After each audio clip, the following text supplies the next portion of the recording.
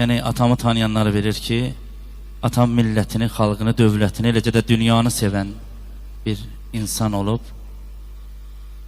Yəni bütün dünya başçılarına xitab edərək yazdığı "Dünya mənim evimdir." Dünya dövlətlərinin başçılarına şairin müraciəti kimi o şeiri oxumaq istəyərdim.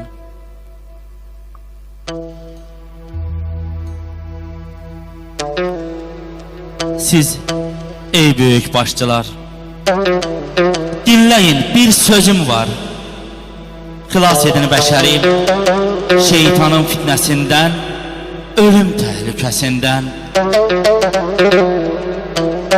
Unudun qanlı hərbi, qoruyun hər tərəfi, planeti, bu yeri yeni adlara, yaxınlara, yadlara bölə-bölə getməyin.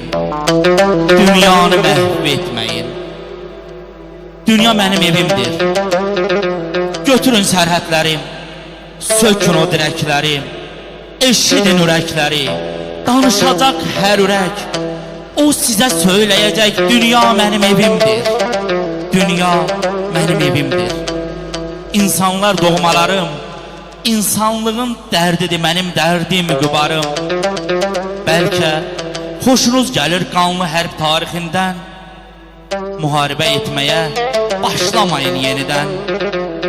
Ölən öldürən insan, qana batan bu cahan söyləyirəm ucadan, dünya mənim evimdir. Evimə qan tökməyin, müharibə etməyin, müharibə etməyin. Ulu Tanrı bütün dünyamızı qorusun, Azərbaycanımızı qorusun. Həmişə elimizdə, obamızda sülh, əmin-amanlıq olsun. Gün o gün olsun ki, bu xoş saatlar verilişinin inşallah çəkilişləri Qarabağımızdan, Şuşamızdan, Laçınımızdan, Kəlbəcərdən efirlərə yayılsın inşallah. Bunu arzulayıram, Bixtiyar müəllim. Buyur. İnşallah Vüqar müəllim